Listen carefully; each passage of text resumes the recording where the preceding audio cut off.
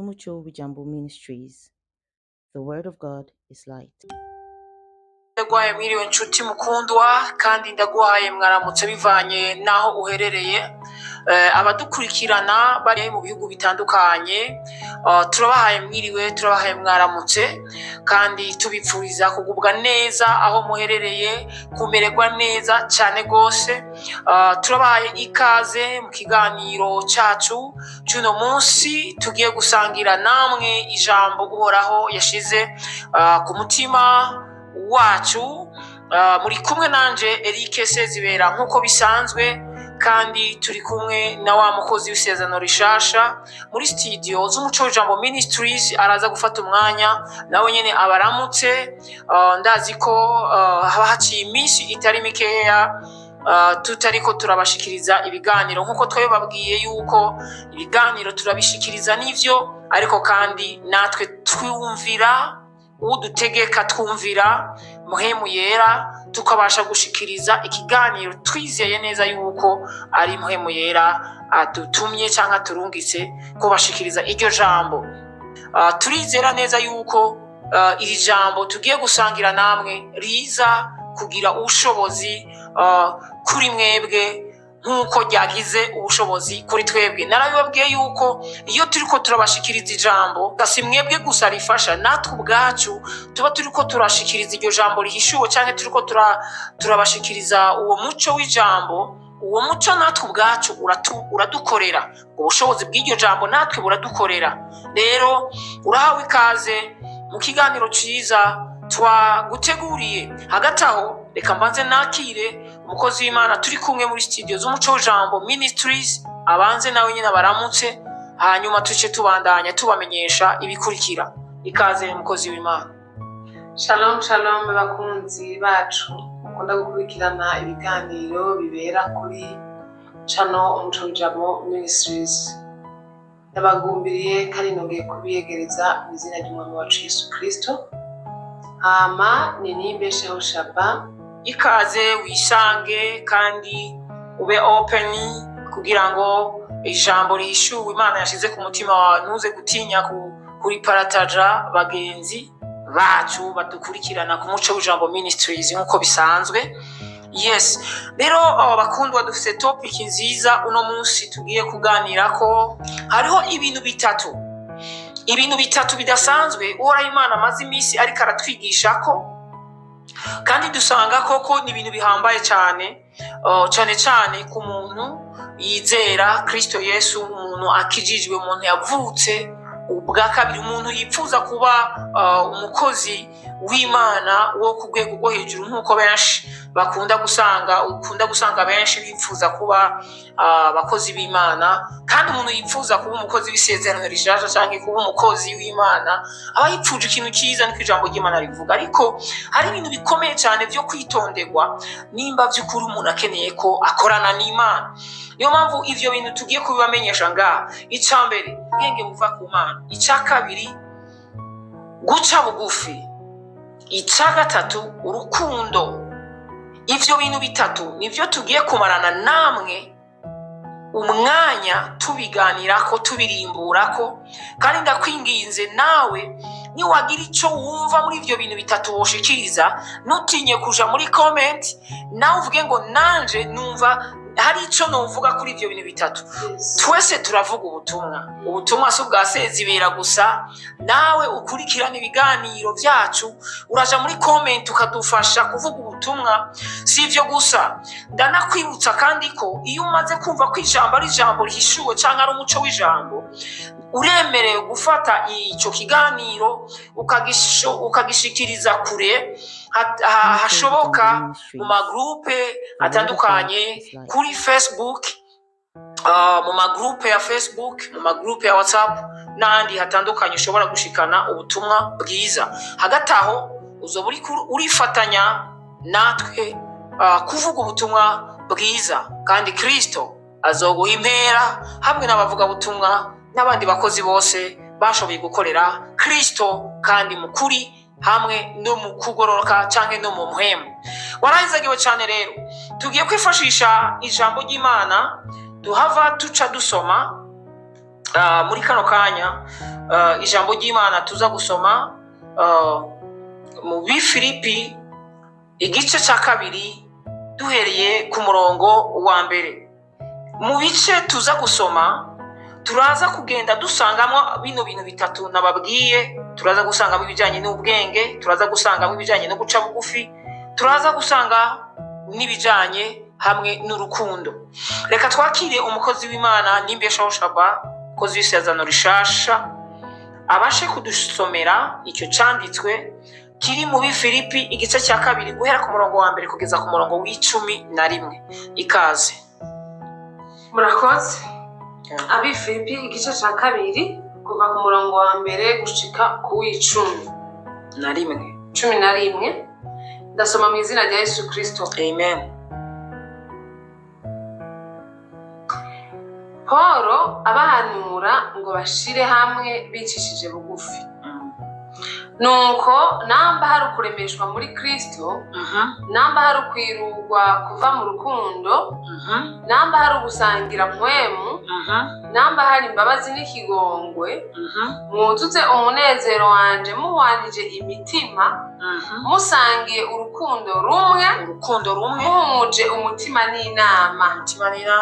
Ntimugire icyo mukora kubwo gukebana cyangwa kwifata uko mutari, ariko mwicishije bugufi, umuntu wese yiyumvire yuko mugenzi we amuruta, kandi umuntu wese ntiyiyumvire iby'iwe gusa, ariko yiyumvire n'iby'abandi.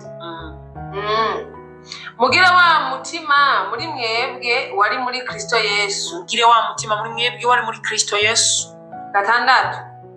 Uwo naho yarasanganywe ishusho y'Imana, ntiyiyumviriye yuko kuringanira n'Imana ari ikintu cyo kumirako, ariko yisiga ubusa, yabira ishusho y'umugurano, acika usa n'abantu.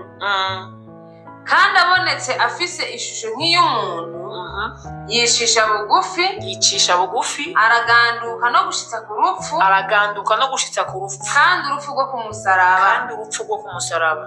Nico cyatumye Imana imushira hejuru cyane, ikamuha rya zina rirengeye ayandi mazina yose, kugira ngo amavi yose azapfukame mu izina rya Yesu, ay'ivyo mu ijuru n'ay'ivyo ku isi n'ay'ikuzimu, kandi indimi zose zize zature yuko Yesu Kristo ari Uhoraho, ngo biheshe Imana Data wa twese icubahiro. Amen. Hallelujah. Muri iri jambo twumvisemo ibintu bingahe? No kuvuga ngo dusanzemo harimo ibintu byavuzwe ko cyane muri rino jambo. Ni bya bintu bibiri havuzwemo: uguca bugufi n'urukundo. Hasigaye kimwe, ni ubwenge. Yes. No kuvuga rero ngaho muri iryo jambo harimo uhishurirwa rikomeye cyane. Iryo hishurirwa ririmo muri iryo jambo, umviriza ayo majambo Paulo yari karavuga, yariko arahanura kugira ngo abantu bashobore kwigana Yesu Kristo nk'abana b'Imana. Hari ijambo ndiko ndasoma icyo cyanditswe natse nibuka ritanditswe ngaho, ariko natse ndagibuka aho Yesu yavuze ngo munyigane, ngo muhonyoze ikirenge ngo mucyanje, ngo kandi ngo mwikoreze ingata yanje, ngo kuko ngwihwahutse. Bivuze ngo twigane Kristo Yesu. Ikindi kintu gikomeye cyane, Bibiliya ivuze ngo nico cyatumye Imana ishira hejuru Yesu Kristo. Ico cyatumye Imana ishira hejuru Yesu Kristo ni giki? Ni giki cyatumye Imana imushira hejuru cyane, kamuha izina risumba yandi? Urazi impamvu kino kiganiro uno munsi nashimye yuko twokiganira cyangwa tworimbura ano majambo. Wanashaka turaza gusubiramo gusoma ayo majambo. Mpamvu nashatse ko ayo majambo tuyarimbura kandi tugiye gake gake, nuko hariho intambara zirigwa ziraba mu mashengero, kandi ugasanga abakozi bitwa ko ari abakozi b'Imana cyangwa abakozi b'isezerano rishasha nibo bariko baragwana bariko baragwanya hagati yabo ugasanga umukozi w'Imana ariko aragwanya umukozi mugenzi we bakorana igikorwa hari nko mu mashengero n'ibindi no kurogana ugasanga baragenda barogana. Urashaka iri jambo urisome ijambo kurindi. Ikintu cya mbere nipfuza yuko iri jambo turirimbura dutuje.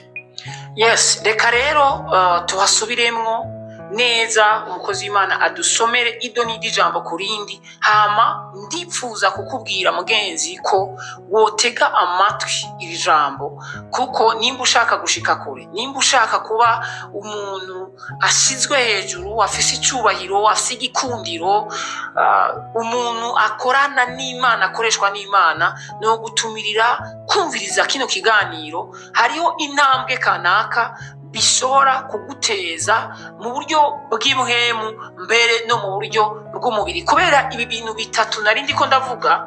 Ibi bintu bitatu wanashaka no mu buryo bw'umubiri birakora cyane, birakonta, bisa imbaraga, ku buryo ubifise kubana n'abantu vyoroshe, ubana n'abantu mu mahoro, uragira ubuzima bwiza ngaha kwisi naho butanakijijwe. Ibi bintu bitatu ukaba ubifise ku isi, ntiwicuza kuba ku isi.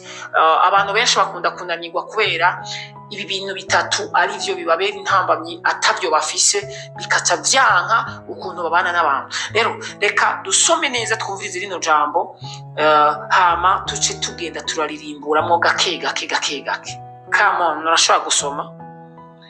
Nuko namba hari ukuremeshwa muri Kristo, namba hari ukwirugwa kuva mu rukundo, namba hari ugusangira mpwemu, namba hari imbabazi n'ikigongwe, mwuzuze umunezero wanje muhwanije imitima, musangiye urukundo rumwe, muhuje umutima n'inama, ntimugire ico mukora kubwo gukebana canke ukwifata uko mutari, ariko mwicishije bugufi.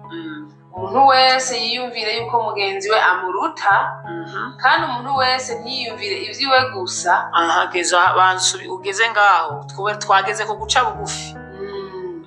Mwicishije bugufi kandi ngo umuntu agire gute?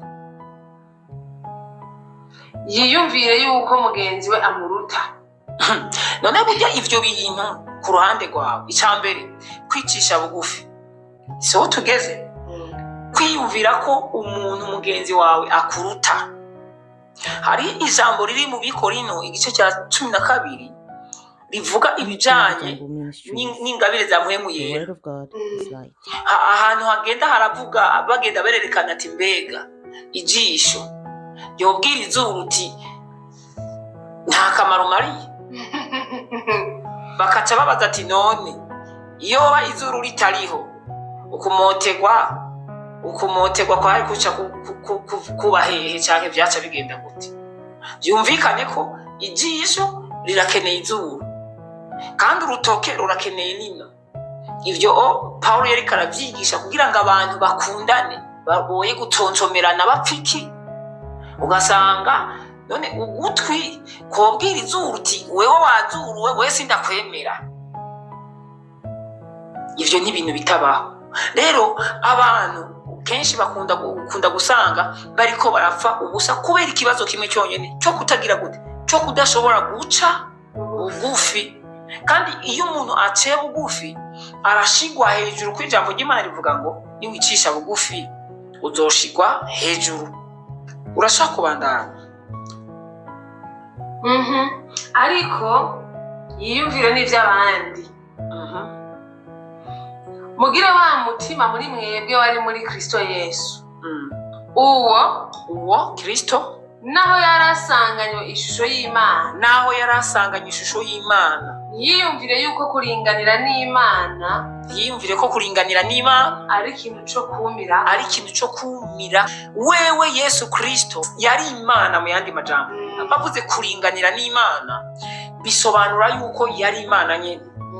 Rero Kristo yaje mu isi aringaniye n'Imana, ari Imana. ariko ageze ngaha ku isi byamusabye guca bugufi. Bibiliya ukomeza usome ngaho umvirize ukuntu yaciye bugufi. Ntiyiyumvire yuko kuringanira n'Imana ari ikintu cyo kumirako, ariko yisiga ubusa. Apana kubwisiga, ahubwo yisiga, yariyambuye. Mu yandi majambo yisiga Thank you. Yisiga ubusa, yabira ishusho y'umugurano, acika usa n'abantu, kuko hari ibintu yabanje kugira gute kwiyambura. Urumva ko yari ibintu yaje yambaye, ariko ibyo bintu yaje yambaye akigera ku isi byabaye ngombwa ko abanza kubyiyambura, asigara ubusa. Hari ibindi bintu yaciye yambara. Urumva ukuntu iryo jambo rivuga ishusho y'umugurano.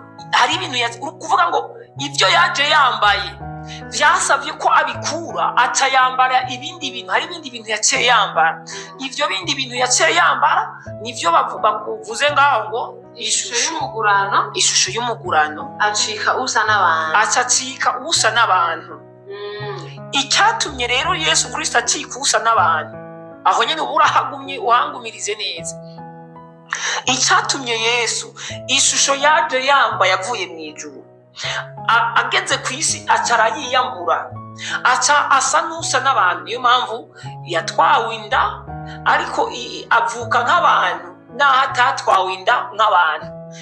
Ukuntu yatwawe inda ntiyayitwawe nk'abantu, yayitwawe mu bundi buryo, ariko mu kuvuka yavutse nk'abantu, kandi acaza yambaye umubiri nk'uw'abantu. Iyo abishaka kurya nyine yatwawe inda bidaciye mu buryo bw'abantu.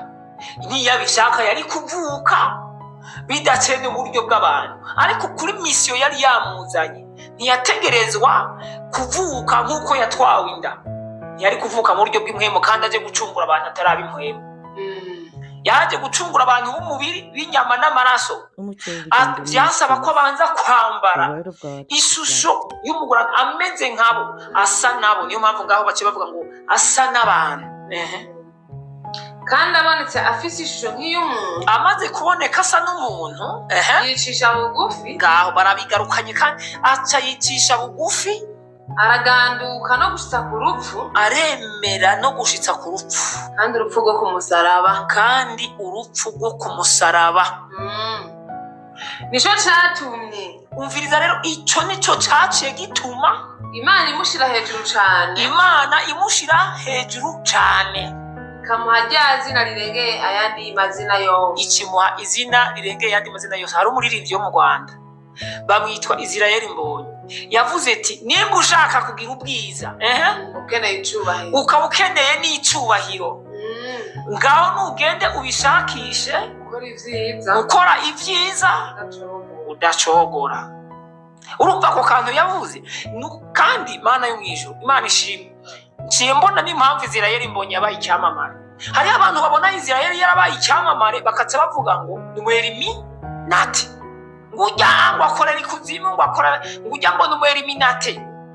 Akoze konsere stade ikuzura, abantu bakavuga ati no, ntibishoboka. Konsere mwene zijya zikorwa n'aba Diamond, bakorana n'abadayimoni ba Illuminati. Kubera iki umuririmbyi aririmba gospel ashobora gukora konsere ikazamwo abantu basumba n'aba Diamond?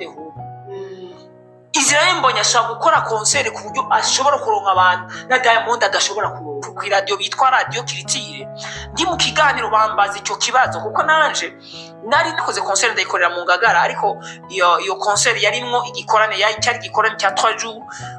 Harimwo abamenyesha makuru batandukanye bari baje muri icyo gikorane kirimo na konsere yacu. Maze umumenyesha makuru ahasanga hari abantu benshi cyane, asanze hari abantu benshi. Ngiye mu kiganiro bantumiye, acambaza icyo kibazo ngo mbega mwebwe ngo muririmba ngo indirimbo za gospel, ngo nubuhe buhinga canke nubuhe bwenge canke mubigenza gute kugira ngo mushobore kuorganiza concert, mushobore kuronka abantu bangana nabo nabonye muri irya concert? hari 2020 ca ndamwibutsa indirimbo ya Israel Mbonyi yaririmbye avuga ngo nzicara ntekereze ku gasambi k'isengesho niho hazava, bayitwa ku gasambi. Urumva rero Israel Mbonyi we yavuze ngo ku gasambi canke ku mavi niho ibi bintu byose biva. Je rero nace nifashisha iyo ndirimbo ya Israel Mbonyi ndababwira ngo vyose twebwe dusenga, twebwe dukijijwe, twebwe dushobora kwigereranya na Diamond, twebwe dushobora kwigereranya na ba Harmonize, twebwe amavuta canke ubushobozi buzana abantu kumviriza ubutumwa bwiza buciye mu ndirimbo, ubwo bushobozi n'ahandi tubukura ni ku karago, ni ku mavi. Umunyeshamakuru avuga ati ndanyuzwe, koko niko biba bimeze. Nawe urumva ko Israel Mbonyi izo ndirimbo yazikora kera, ariko kubera uko kuntu yemeye guca bugufi akaba umuririmbyi aciye bugufi, naho yoronka abantu benshi bamushigikira, bamwemera, bamukomera amashi, bahakwa njyango no kumupfukamira, akaguma ari hasi avuga ati nanje ndabihabwa n'uhoraho arengeye byose, biva ku karago, biva ku mavi, ndinda gusenga. Ikino nicyo kintu cananiye abantu kirimo kirateza intambara mu bantu, mu bavukana, bigateza intambara mu bavukana, bagahakwa kwicana, rapfa ubuntu bw'ubusabusa, bapfa ibyo basumbanya, bapfa ivyubahiro, bapfa amavuta basumbanya, n'ibindi bintu vyinshi tuza guhava dushikira tukabivuga. Ariko ushaka unsomere iri jambo rivuga ngo nico catumye, uhere ku murongo w'8, shaka ugaruke uhere ku murongo w'8 umviza amajambo ahari. kandi abonetse afise ishusho nk'iy'umuntu, yicisha bugufi, araganduka no gushitsa ku rupfu, kandi urupfu rwo ku musaraba. Nico catumye Imana imushira hejuru cyane, ikamuha rya zina rirengeye ayandi mazina yose. Yesu yabwiye abigishwa Imana ishimwe, amen. Nje nibuka inkuru y'abasore baraho baratinye kuja kubwira Yesu, baca kuri nyina wabo, maze baragenda babwira nyina ati we mawe, nawe nyina ati karame bana banje, turagukeneye, ati ndi hano ndaje. Turabona rero mawe te, urabona ujya mwami w'abayuda, urabona ujya Yesu Kristo tehe, ti burya mu minsi arafata ubutegetsi bwa hano duniyani tehe, ti burya rero twebwe twararabye ahantu twomuca tona biragoye, ti turabona ko abantu b'abamama bene mwebwe abagore arabakunda, arabumvira, arumva abamama burya Yesu nibo bamutegurira amacapati, uduharage, urumva avuye mu murimo w'Imana, avuye kuri ya misozi yiri warazunguruka avuga ubutumwa bwiza, agasanga ba Mariya, ba Magadalene n'abandi bagiye, ba Marita bose biyegeranije, bakoze amacapati. Yesu yashika bakamuzanira amazi ashushe agakaraba, bakamufata neza, nyango baramoza n'ibirenge ntawe umenya kwera. Abagore bakiriya gihe bari baciye bugufi nk'abiki gihe, uguca bugufi kwabananiye. Mugaba mwabagore mwe mwumviriza ibiganiro mu babarezi mwemvuze, mwebwe muraca bugufi kuko mukunda Kristo Yesu kandi mukunda ijambo. Nuwo turi kumwe muri studio nawe araca bugufi, ndamushingira ntahe ndabizi. Imana ishimwe cyane, ni ivy'ukuri. Yo budaca bugufi ntiwari kwemera kuza muri studio ngo wemere n'iki kiganiro ko tugikora, ni ikimenyetso cy'uko uca bugufi. Rero baca bavuga ati reka twitize mama wacu, Yesu araza kumwumva. Baragenda baramubwira ati rero dushaka ugenda udusabire ujya Yesu, umutubwirire ati muri twebwe urabona ko turi abahungu bawe, te udusabire umwe aze yicare iburyo bwiwe, ubundi yicare ibumoso bwiwe, wumvirize. Maze Yesu baramubaza icyo kibazo, bamubajije icyo kibazo, wewe nawe bamaze kumubaza ati burya abahungu banje bantumye, umwe ashaka kuzokwicara iburyo bwawe ubundi bubafu bwawe, niwamara gutsinda aba babaya ba duniyani baguma baguhiga, niwamara gushika ku ngoma yiwawe, ti burya umuhungu wanje zomugira icegera cya mbere, uyu no muhungu mukuru uzamugira icegera cya mbere, uyu nawe mutoya uramugira icya kabiri. Yesu aravuga ati ibyo ndiko ndabonera duniyani ni igitangaza ibyo mbonera ku isi. Yesu aravuga ati mpamagarira abahungu. Nyina ati nyaruka abahungu nyaruka rega kiraciyemo Yesu ahakwa numva umenga jango yemere. Babahungu baraza. Baje Yesu arababaza ati ibintu mwatumye nyoko wanyu muri tayari kweri muriteguye? Ati yemwe si ukwitegura gusa, ibyo tubwira byose twiteguye kubikora. Tehe Yesu acababaza ikibazo ati none burya mwebwe igikombe jewe mwerako burya namwe mwokinywerako? Yemwe mu kwisakumba batazi ibyo bavuga n'ibyo bemera ati yemwe basha ati kukinywerako gusa ati n'inyongera tuzogushirira ko tukinywere ko twongere tunakinywereko. Yesu arababwira ati ntimuzi ibyo muriko muravuga. Sinshaka kubandanya bino hose ibyo byanzanye, mba mushaka ko nzobibandanya muze muje muri commentaire mutubwire muti ako kantu dushaka mukambure nako nyene tukamenya. Ariko nagira ngo ndakubwire Kristo Yesu ababaza ati mbega igikombe nkwerako mwemwo kinywera? Ntibari bazi icyo gikombe ariko arabazi icyo ari cyo. Bumva mu buryo bw'umubiri. Bobo bari biyambariye inyama n'amaraso, bavyumva mu buryo bw'umubiri. Iyo bari bavyumva mu buryo bw'impwemu bari kuvuga ati reka iswe igikombe cyawe genda winywere wisangize mama wanje ntacyo twoshaka. Ahubwo n'ivyo biti turabihebye. Si n'ivyo biti twarimo turagusaba ahubwo niba ari bijanye no gusangira ku gikombe cyawe ti nabyo turabihebye. Ntibari bazi icyo barimo baravuga.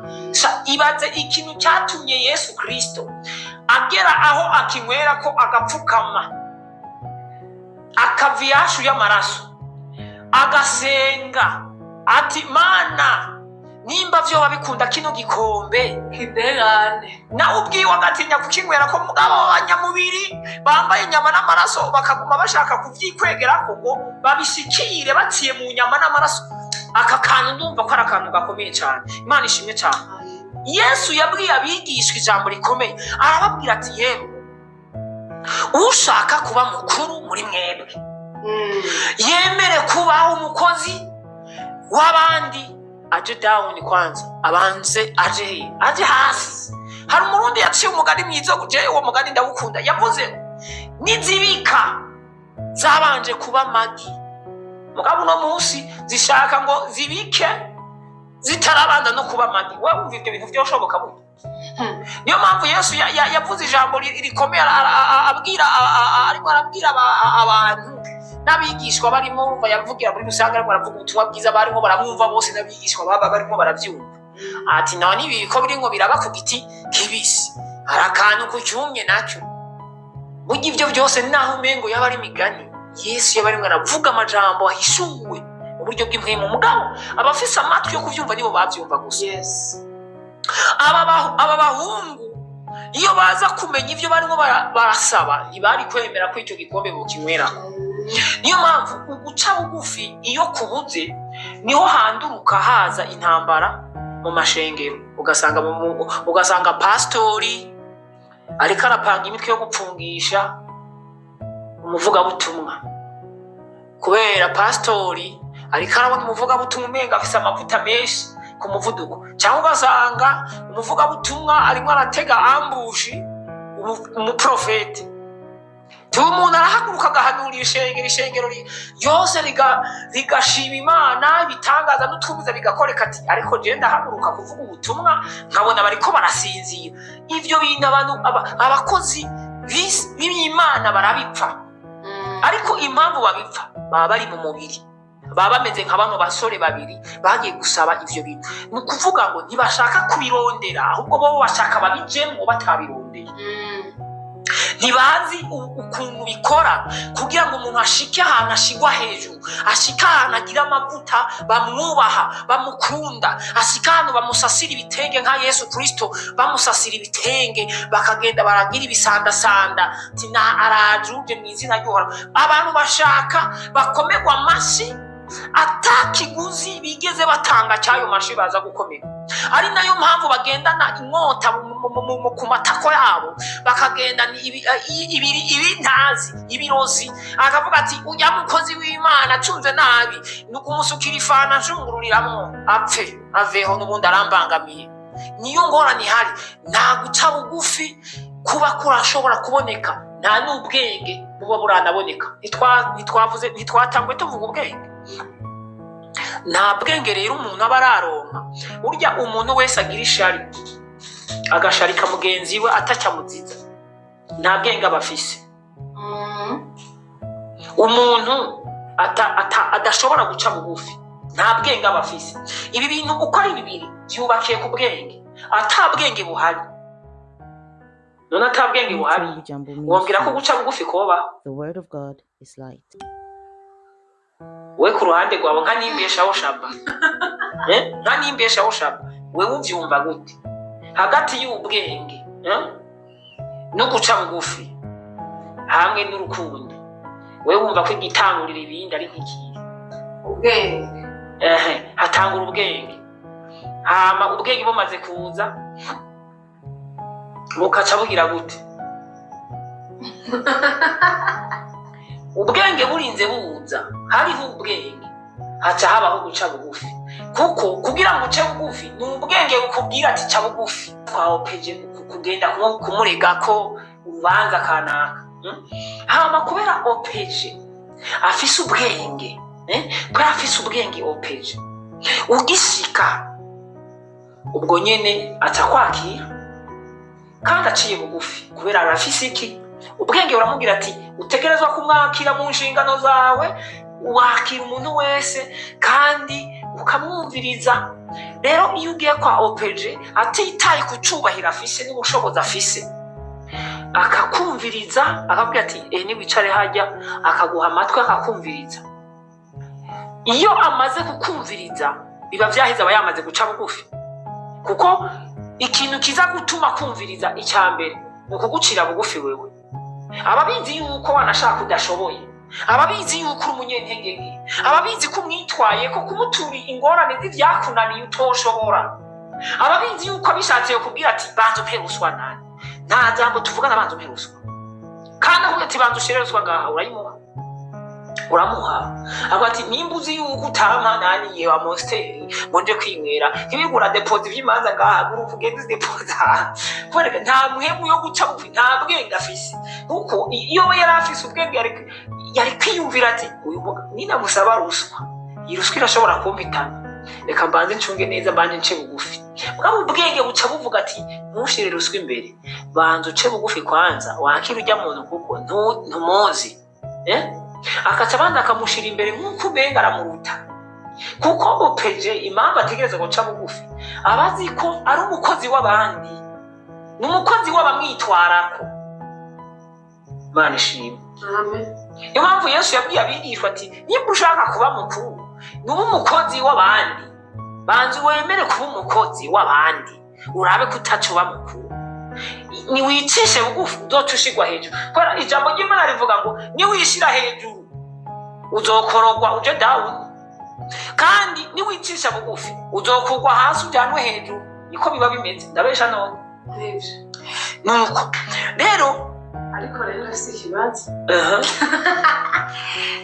Reka ndabigejeje ko ndavyumva. Come on, n'amahoro menshi yega nivyo umuntu abashakanye. Jewe ndiko ndavyumva, ngerageje kuvyumva. Muri ico kintu uriko uravuga, wavuze ko hatangura iki? Ubwenge. Hatangura ubwenge. Hanyuma agakurikira guca bugufi. Uko rero twabivuze ari bitatu.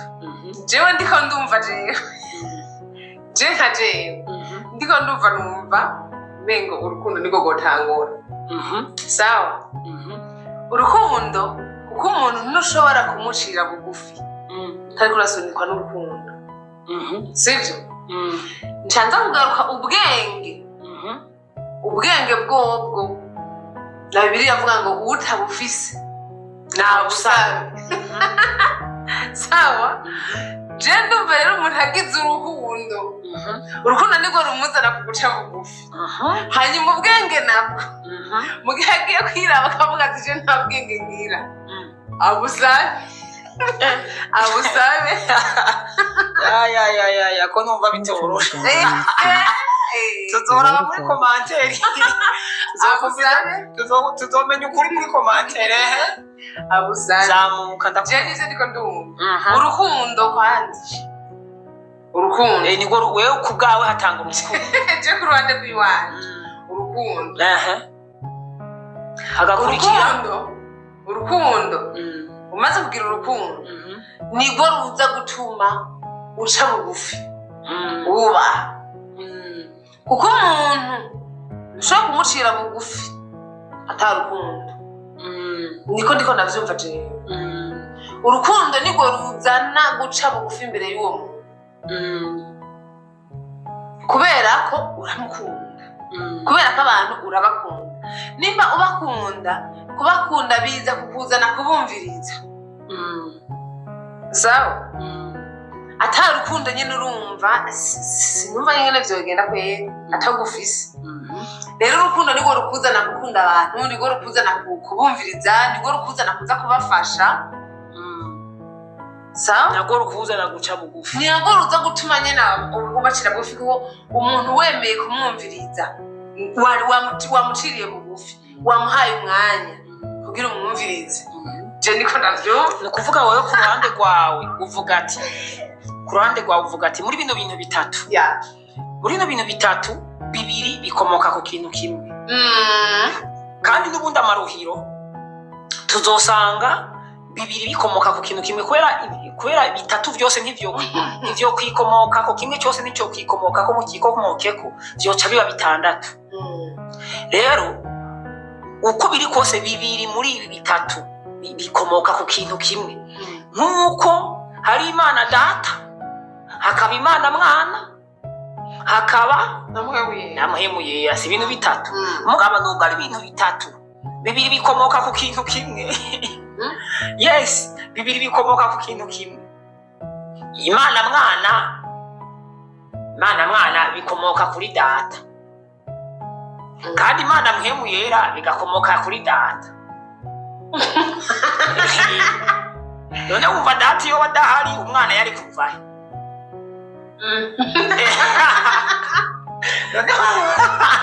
nabwira ncange oya sindiko ndagucanga ndiko ndakwereka ibyo bintu bitatu bijya bintu bitatu bino bintu bitatu ukuntu bikoze ndiko ndabigereranya n'Imana Data Imana Mwana na muhemu Yera aha naho tubona ubwenge tukabona guca bugufi tukabona urukundo mugabo wewe wabihinduye utangura ati urukundo ukurikira ati guca bugufi wewe ubwenge wabugize ubwa nyuma none ndakubesheye bavyumvise barumvise ikiganiro niba ndakubesheye barabisigura hariho ijambo ry'Imana riri muri Yohana igice cya 3 umurongo wa 16 havuga ngo kuko urukundo Imana yakunze abari mu isi niko rwatumye itanga umwana wayo w'ikinege kugira ngo umwizera wese ntazapfe rubi ariko ahabwe ubugingo budashira ivyo bintu byose tuvuze bikomoka ku rukundo hatanguye urukundo Imana yabanje kugira niko ndaza Imana yabanje kugira urukundo imaze kugira urukundo kiramedita tijende Imana kandi ndi Data reka mbanze ndikure Jesus Christ ntanga umwana Mana Data kibanze itanga umwana ariko naho yatanze umwana yabanje kugira iki yabanje kugira urukundo wo kabyara we iki tanga umwana yejeje gutanga umwana wa mwana yejeje kumutanga wumvirize acaraza ku isi mu kuza ku isi yaciye mu nda ya Mariya mu buryo bw'umwuka mugabo uyi Filipe yaje kutubwira ati naho yaje yambaye ishusho y'ugusa n'Imana ari Imana yigendera vyasavye yuko yiyambura gusa n'Imana tuza kuguca bugufi si cya kabiri sinakigize cya kabiri ndacubona tuca dukora ko guca bugufi rero kugira ngo aze Yesu Kristo yabanje kwiyambura cya cyubahiro cyo kwitwa Imana yisiga ubusa atayambara ishusho y'abasuzuguritse bakubiswe y'umugurano aho tuca tubona ka kantu bitwa guca bugufi abanza guca bugufi amaze guca bugufi rero yaciye bugufi tugera ahantu ashika no ku rupfu urazi guca bugufi kugera no ku rupfu aha hantu tuca tubona Yesaya uwavugishwa n'Imana ari mwiyerekwa ariko arabona ngo umwagazi w'intama w'Imana utwagwa ngo ushoregwa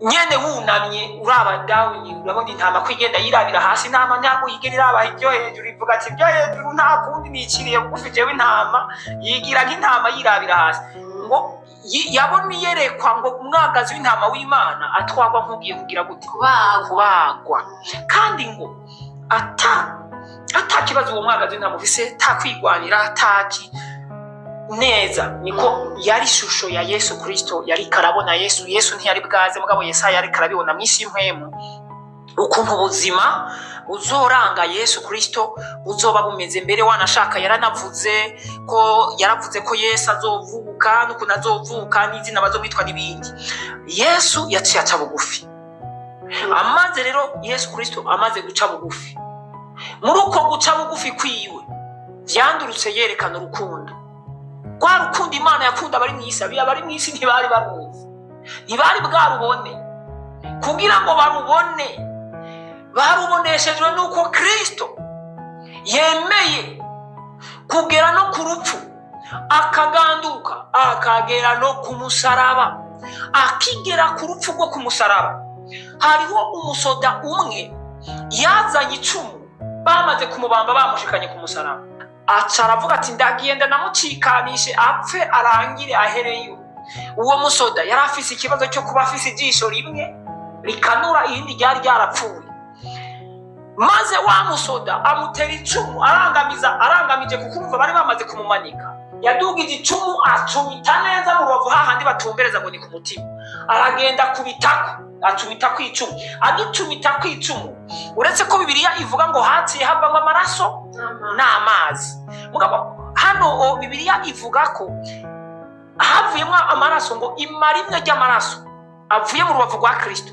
rica rijojotera muri rya jisho ryapfe kurumva yari yarangamiye heri rica rijojotera muri rwa jisho rwapfa ako kanya Bibiliya ivuga ngo rya jisho ryaciye rikanura nikimara gukanura wa musoda nyene nibaza sivyo nasomye nibaza ko yaciye apfukamaho nyene kuko Bibiliya ishinga intako yaciye yizera ivyo byo biranditse yaciye yatura acayatura ngo ego n'ivy'ukuri koko yari umwana w'Imana bivuze ngo yarihanye kandi yarizeye Kristo Yesu yaciye abona urukundo wumvirize ibaze ukuntu yaciye bugufi ukuntu Yesu yaciye bugufi bikabananira kubona ibanga ry'urukundo rw'Imana bikanga ko babibona bakaguma bamuhushagura inkoni bakaguma bamucunaguza bufuni na buhoro kugera aho barinda bamubamba yaje guhishurirwa yuko yari umwana w'Imana yaje guhishurirwa urukundo rukomoka ku Mana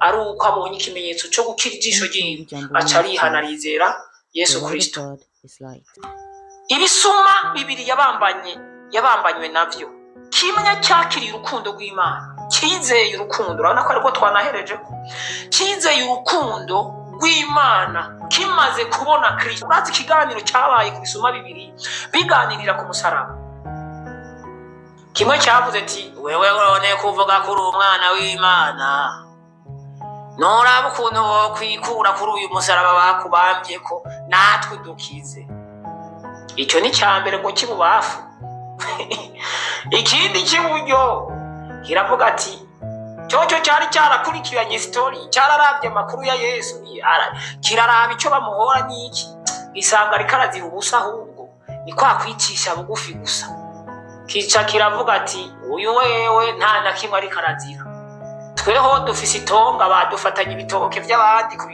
ku twagiye gusoroma bataduhaye uruhusha mugabo Yesu ntiyigeze yiba umuntu n'umwe uyu nta na kimwe ari karazira atari nkarazira ubusa ariko aratangirwa abantu nyagisoma kisa kiravuga ati niwagera muri paradizo yabuze kunyibuka nyiyibukire jewe nabonye muri kurazira ubusa guca bugufi gusa twagushikanye ngaha ku musaraba Yesu yaciye amwishuye ijambo rimwe gusa ati ndaza kuba ndi kumwe nawe no muri paradizo directement ubuzima budashira cyagisoma cyo mu kiba kirabwakiriye kubera rwa rukundo gihishuriwe utarahishurirwa urukundo nta buzima bw'Imana wopfa rose niyo mpamvu duhera kuri bino bintu icambere hari ijambo rivuga ngo nimwabura ubwenge nzobagira gute nzobata none gasha nimba abantu babuze ubwenge ishobora kubajugunya wombwira gute yuko ubwenge bwobura gutangurira ibintu byose? ariko wumva yuko hari igihe umuntu usanga atabwafise muga Bibiliya iremera kubusaba. Bibiliya iremera nyene kubusaba nyabusabe nyene umuntu arashobora kuba atabwafise, rega nivyo nanje ntavyo niyo mpamvu twanabutanguje. ahubwo ikintu cya mbere twobwira abantu bumviriza ibiganiro byacu ku Muco w'Ijambo Ministries, nibabanze bahiga ubwenge imbere y'uko bahiga ibintu. Bazi ko usanga arimo ariruka n'icyubahiro shaka icyubahiro uragishaka, wa mugabo we uragishaka, uracipfuza, uhora ugisengera ngo micyubahiro, mugabo aguma ari ngaho gusa ngo ashaka ko umumana ufugadi ngo asizwe amavuta, ngo umumana ufugodi ngo igitangaza ngo azofata amahanga. Mugabo umubwiye ati hariyo inyigisho zigishiriza bya Bibiliya, ukaza wumva aciye akubwira ati raka ntawiga Imana bayigisha, ntawiga reka wewe kwiga mpwemusha, wewe kwiga impwemu yera, wewe kwiga mpwemu yera, akanga kuja kwiga. Mugabo akaguma ashaka ngo ndi prophète international ndevera ndinde, mugabo ugasanga bamubwiye ati jya kwiga ubwenge wa mugabo w'ibyo bintu ushaka, burya n'ubwenge. Imana Yesu hari ijambo nasomye ngo narisomye muri Yohana, ariko arabwira abigishwa ngo umuntu yumva ijambo ryanje ngo akagiga, ubwiwe yavuze ko ijambo banyumva bakongera bakagiga, ari Yesu abivuga ngo azohishurirwa. mugabo ugaca usanga umuntu nashaka kwiga ijambo, burya nta kantu wumvamo, kandi birivuga ngo kumenya Imana niryo tanguriro ryo ry'iki. Nawe nyene kumenya Imana ntibisigura ko ari bwo kucugira ubwenge, ni itanguriro ahubwo ryabwo. Mugo kaza wumva umuntu ngo ko namenye Imana, ngo ikindi ngo ubwo bwenge nja guhiga n'ubuhe ukizima namenye Imana. Waramenye Imana, ariko kumenya Imana byaguhaye itanguriro ry'ubwenge, ntivyaguhaye ubwenge bwuzuye, vyaguhaye itanguriro ry'ubwenge. Ahubwo umuntu yamenye Imana agira imigabo yo kugenda guhiga ubwenge. Okay, dusomere ivyanditswe bindi tuza gusanga ahantu bitwa mu ingoma za kabiri igice cya mbere, hera ku murongo wa mbere. umutwe w'amajambo uravuga ngo Salomo asaba ubwenge. Nuko Salomo mwene Dawidi ashikama ku ngoma yiwe, kandi Uhoraho Imana yiwe abana nawe, amushira hejuru cyane. Salomo acurira amajambo Abisirayeli bose, abagabisha bagaba ibihumbi n'abagaba amajana, n'abacamanza n'abaganwa bose b'Abisirayeli, n'abakuru b'amazu y'abasekuruza. Nuko Salomo ajana n'ikoraniro ryose baja mu gitabo cyo ku mpinga y'umusozi Gibeyoni, kuko aho ariho ihema ry'ibonaniro ry'Imana ryari riri, iryo Mose umusavyi w'Uhoraho yakoreye mu bugaragwa. Kandi ariko isanduku y'Imana Dawidi yari yarayiduganye, ayikura Ikiriyatiyeyarimu, ayijana aho yayitunganirije, kuko yari yayishingiye ihema i Yerusalemu. Ariko igicaniro c'umuringa cyakozwe na Bezaleli mwene Uri, umwuzukuru wa Uri, cyari kikiri ngaho imbere y'ihema ry'Uhoraho. Aho niho Salomo n'ikoraniro bakunda kuja gusiguza Uhoraho. Nuko Salomo araduga aja kuri ico gicaniro c'umuringa imbere y'Uhoraho kiri kuri iryo hema ry'ibonaniro, ashosereza kw'ibimazi igihumbi.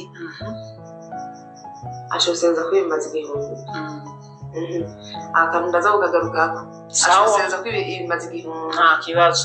Muri iryo joro Imana yiyereka Salomo, iramubarira iti nsaba ico ugomba ndakiguhe. Salomo arayishura ati wagiriye neza cyane data Dawidi, unsubiza ku ngoma yiwe. None rero Uhoraho Mana, isezerano wasezeraniye data Dawidi nirishike, kuko wangize umwami w'abantu b'isinzi bangana n'umukungugu wo ku isi. Wangize umwami w'abantu bisinzi, urumva ngawe yari yamaze kugiga umwami w'abantu bisinzi bangana n'umukungugu wo ku isi. None rero 10 none rero usavye umpe ubwenge no gutahura kugira ngo menye iyo bija niyo biva muri aba bantu. Wumvise rero Salomo, naho Salomo yari yahawe kuba umwami, ugerageje gusoma kuva hariya hejuru hose, Imana yari yamugize umuntu akomeye. Mu bisanzwe Salomo yari yagizwe umuntu akomeye. Aho aragaruka arabisubira aravuga ati wangize umwami w'abantu bisinzi. Salomo mu bisanzwe ahano hariho impwemu zibiri ngaha muri bino bintu, harimo impwemu zibiri. Cyambere harimo ubwenge, harimo no guca bugufi.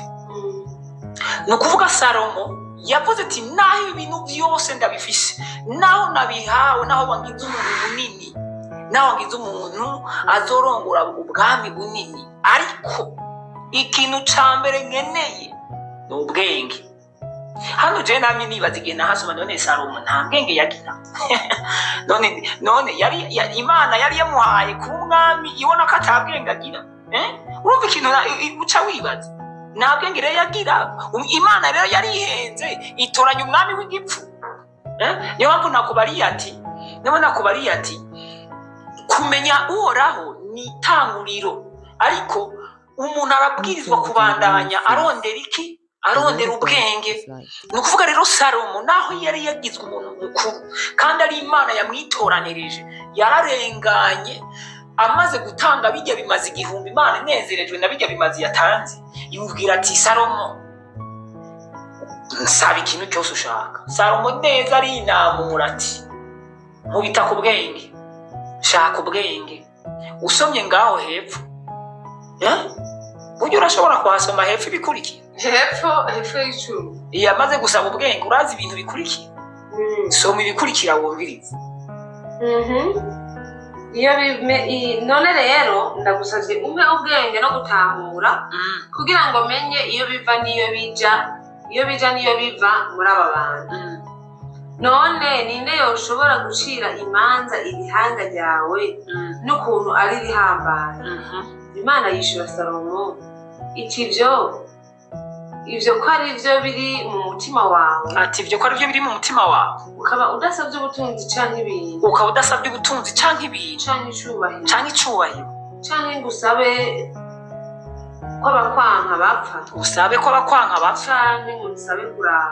ngusabe kuramba, ariko ukaba wisabira ubwenge no gutahura, kugira ngo umenye gucira abantu imanza, abona kwimitsemo ngo baganze. Nuko ubwenge no gutahura urabihawe, kandi nzoguha n'ubutunzi, nzoca ndaguha ubutunzi n'ibintu n'icubahiro n'umwe bitigeze kugirwa n'umwami n'umwe mu bakwitangiye imbere, kandi no mu bazoguherukira ntawe uzogira ibihwanye n'ivyawe. None urumva ibyo bintu byose byatanguranye n'iki? Nuko yasabye ubwenge. Byatanguranye n'ubwenge. Imana ica imuha n'ibirengeye. Hagati aho uyu mugabo yakoresheje ibintu bibiri. Yakoresheje ubwenge, acakoresha no guca bugufi. Kuko birangiye Imana imugize nkande. Birangiye Imana imugize nko mu Filipi igice cya 2 guhera ku murongo wa 1 kugera ku murongo wa 11 hamwe duhejeje gusoma. Birangiye ariko Salomo Imana imugize. Salomo yaciye bugufi kugera ahantu abwira Imana ati Mana jewe ntacyo nshoboye, naho ungize umwami ntacyo nshoboye, nkene ubwenge kugira ngo irihanga ndarishobore kuzoricira urubanza, nkene ubwenge. Imana iravuga ati Imana yari isanzwe ibizi ko Salomo afise ubwenge. Imana sikigugu ngitora igipfu, kuko ivuga ngo mpamagara abadakomeye kugira ngo ndabakomeze. None wumva Imana no kuvuga ngo Salomo yasavye ubwenge. Imana ishimwe ati kuri uko guca bugufi kwawe, udasabye amafaranga, udasabye icubahiro, udasabye ko abanzi bawe bapfa, udasabye kuramba, udasabye ibyipfuzo by'abantu bakwisi, ugaca bugufi nkuko ubwo bwenge usabye no gutahura ndabiguhaye. Ti kandi hejuru y'ibyo ndaguhaye ibintu byinshi bijya byose batudondaguriye ti kandi ndakugize mukuru nta n'umwami n'umwe azokwigira abaho azopfa ahwanye nawe. Kandi Salomo mu mateka na Yesu yaje ku isi ngaha ku isi Salomo ibambe Yesu igihe yaza ku isi yarigishije kuri Salomo arimo arigisha babigishwa bababwira ati nimukiganyire basha kuvyo murya today canke ngo ejo mu gatondo muzobaho gute kuko umunsi wose ugira amaganya yawe. Timwebwe muri abantu b'agaciro musumbya agaciro amashurwe yo ku misozi kandi amashurwe yo ku misozi mu bwiza bw'ayo mashurwe na Salomo umuntu Yesu yarinze atanga kwa karorero cyari cyamamare yari umusitari ntuvuge ngo ibyo bya Diamond baturastiriza n'abasitari abo. Salomo yari star arenze ati burya Salomo no mu bwiza bw'iyo ntiyigeze ashobora kunganya n'amashurwe bivuze ngo amashurwe yo ku misozi na rimwe muri amashurwe yo ku misozi niyo yonyine ashobora kurusha ubwiza nde Salomo. So rero ndashaka nerekane ukuntu ubwenge ari bwo butangurira byose. Wavuze ko hari akantu uza gushikiriza urashobora kugashikiriza. Asha jewe kweli asha ndashari hahandi vrema izamuka ndashari ahantu uwo ntihazobora abagushigikira no muri komanteri we rizobora araho zamuka ndashari ahantu ku rukundo vrema kubera ko Imana kubw'urukundo yadukunze habanje urukundo imaze kudukunda iduha Yesu Kristo. Urukundo niko rwayisunikiye kuduha burya naha Salomo batubwiye ko yatanze ibimazi 1000 ntushobora gutanga utagoberewe n'urukundo nonga kwa Salomo burya atanga urukundo nisho kintu navuze nza kugarukako hajya yatanze ibimazi 1000 muri uko gutanga kwiwe Imana yaranezerewe biyikora ku mutima frere biyikora ku mutima sirivu Imana yaranezerewe kabisa ibimazi 1000 birayikora ku mutima. Myari majambo ya Imana yabonye urukundo ayifitiye ego rumusunikiye kumva yokora ibintu binini. Urumva ko urukundo ruguma ruganza urukundo ruraganza niyo mpamvu sinzi ko no bigusigurira kugira ngo je numva rero kujya nyene hajya hantu sindahava vrema hajya hantu sindahava. Urukundo nibwo rubanza rutanguye nibwo ruza gusunikira umuntu kuri kwa guca bugufi vrema. ahubwo nshaka umbwire just urumva nshaka ukuntu uyintondekera urukundo nimba ariko rutangura shaka ucunyereka ati ubwenge nabwo cabukurikira kubw'imvizi nizi uca bugufi nabyo bica bikurikira kubw'imvizi nizi ngo je nagenda kwereka n'uburorero bw'ukuntu ubwenge ariko butangura hama hagacakurikira guca bugufi hama urukundo nabwo rugaca rukurikira. Okay, reka rero mvuge ko urukundo ariko rutangura sivyo hanyuma urukundo no guca bugufi ivyo vyose biri kumwe. Urukundo urukundo no guca bugufi ni kawaida birafatanye. Ivyo kawaida birafatanye biri kumwe kuko urukundo niko ruza gusunikira umuntu guca bugufi. Yes, niko rusunikira umuntu gutanga, niko rusunikira umuntu kumviriza abantu, niko rusunikira umuntu kumva yofasha abantu. Urukundo no guca bugufi ivyo vyose ndumva birajana. Ubwenge rero ubugira ubwa gatatu kuko nikindi kintu kiza none ubwenge ubugize ubwa gatatu uza gufasha iki? Wait shaka tubone inyungu y'ubwo bwenge mpamvu ari ubwa gatatu support yabwo mu gihe ibyo bibiri ari byo byatanguye ubwenge buba buje gufasha ikirere ibyo bibiri. Okay, ubwenge nimba Bibiliya itwemerera ati ubuta bufise nabuzara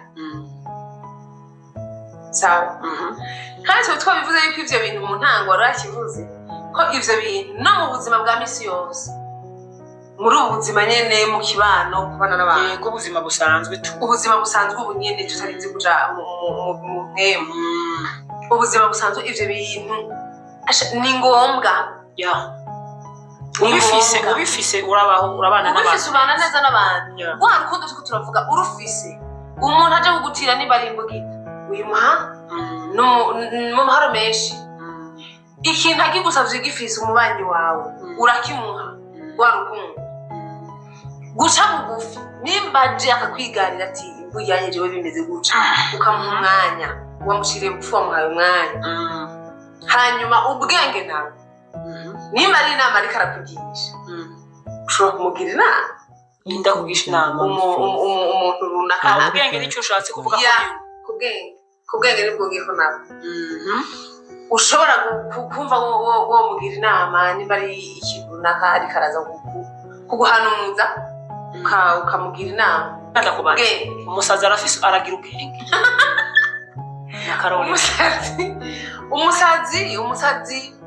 umusazi aragira ubwenge umusazi nta bwenge afise ikidebire kiragira ubwenge canke barya abantu usanga nyine baragize ikibazo bakavuka nyine badameze neza badakwije ugasanga ari bandi baguma bakiri inkondani ubivuze neza n'akarorero ntabwo bafise kuko ntibashobora kwiyumvira nk'uko wowe wiyumvira kandi nta nuko bashobora kwiyumvira gukora ikintu nk'uko wowe ushobora kwiyumvira kugikora ntabwo bafise n'umusazi ntabwo bafise bogira urukundo ikidebire cyogira urukundo kuko icambere kimwe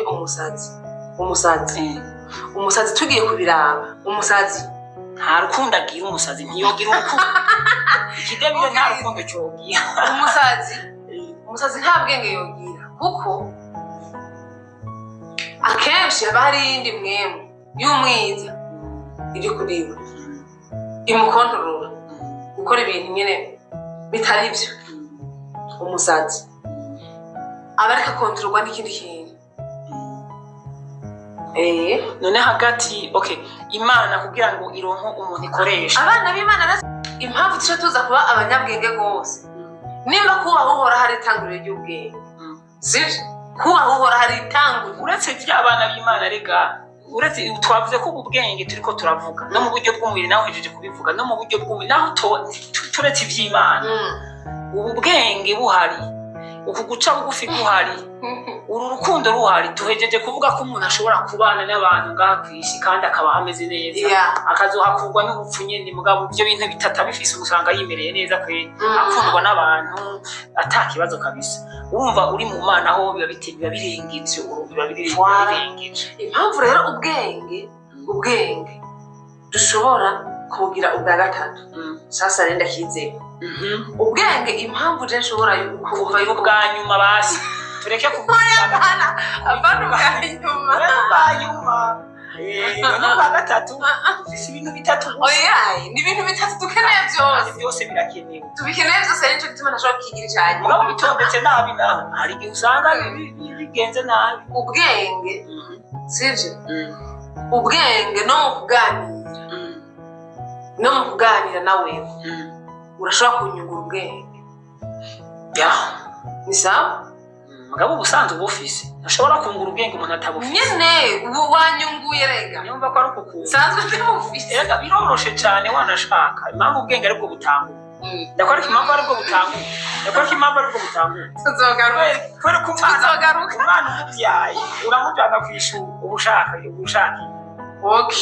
icyo ni ikibazo cyane ubwenge kubera kubyara umwana ukamurera ukamwereka ati iyo mugitira gutema urabona mwakora muzikwa ukanakubita ati iryo kana riraguturira uriko uramucisha ubwenge hajya uramucisha ubwenge niba ukeneye icyo uzomukura uramufasha naho nyine impamvu namufasha ni kubera ukeneye icyo uzomukuramo yes ariko rero n'imana rero abukeneye ubwo bwenge kugira ngo igire ikidukuramo tubanza kumubwira ariko ku ishure hariho ubwenge hakabaho n'ubumenyi ubwenge ni kw'ishure y'umuntu wese ategeza kuba afise uko kumutoza indero nziza ivy'ubumenyi uvuze biza hanyuma ikintu gitangura si ubumenyi hatanga ubwenge ivy'ubumenyi biza hanyuma ubwenge biratandukanye rero na burya bumenyi tuja guhiga kuko nico gituma nimba umuntu yize informatike umubazi vy'ibintu vy'amamashini nimba yize gestion comptabilité umubazi vyinjira n'ibisohoka nivyo yigishijwe hariya niho tumubaza ibintu ngo vyo muri range ngo ibintu ngo vy'indimi kandi yikubitiye igiharuro ngaho urumva n'ubumenyi ivyo bamushizemo yagiye gushaka hariya nyine nibwo bumenyi yakuye ubwo rero buratandukanye n'ubwenge rero jewe ubwenge vrema uko nyine numva nabivuze kwera ya numva ari uko nyine kabisa. So merci beaucoup, reka je ndagushimire cyane kwanza, reka ndagushimire kino kiganiro n'ivyaba ngombwa bivanye na comment tuzogenda turabona ivyumviro vy'abakurikirana ibiganiro byacu bazoduterera tuzobiyungurura. Ndazi n'abanyabwenge mwebwe mwumviriza ibiganiro by'umuco w'ijambo ministries, muri abanyabwenge wanashaka ari igitu tutabarusha kuba dusigura ijambo n'ibisigura ko tubarusha ubwenge. Murafise vyinshi namwe mushobora kuja muri comment mukatwandikira mwana ashaka mukaduha n'ibice dusoma n'imirongo kugira ngo bigende biratwungura natwe ubwenge tugende turunguka ibintu kanaka. Rero reka ndashimira umukozi w'Imana twe turi kumwe mu kiganiro, nongere kandi shimire nawe wafashe umwanya kumviza kino kiganiro cyacu, kandi wahisemo kuja muri commentaire ukanandika ukavuga ati nanje ukuntu ndavyumva nuko muri bino bintu bitatu je nanje numva hatanga ubwenge. Hari ushobora gusanga muri commentaire hari utwandike ati biswi jembo nahatangura guca bugufi nawe nyine afise uburenganzira bwo kutubwira ko hatangura guca bugufi mugabo pana ngo hatangura guca bugufi tuduhamya dusoma ati soma ngaho rabe ko ataza gutangura guca bugufi, birafasha cyane. So mwarahezagiwe cyane gose, byukuri ikiganiro ni cyacu kandi ni cyanyu, murahawe ikaze gose mugira icyo mushikirije kandi no guparataja ahandi hashoboka hose kugira ngo benshi bashobore gushikirwa n'ibiganiro tubashikiriza ku muco w'ijambo ministries. Mwarahezagiwe cyane gose, mugire ibihe byiza muroranirwe mu vyanyu no mu banyu. Mwari kumwe na RKC Zibera kandi mwari muri kumwe na Nimbeshaho Shaba. Mwarahezagiwe.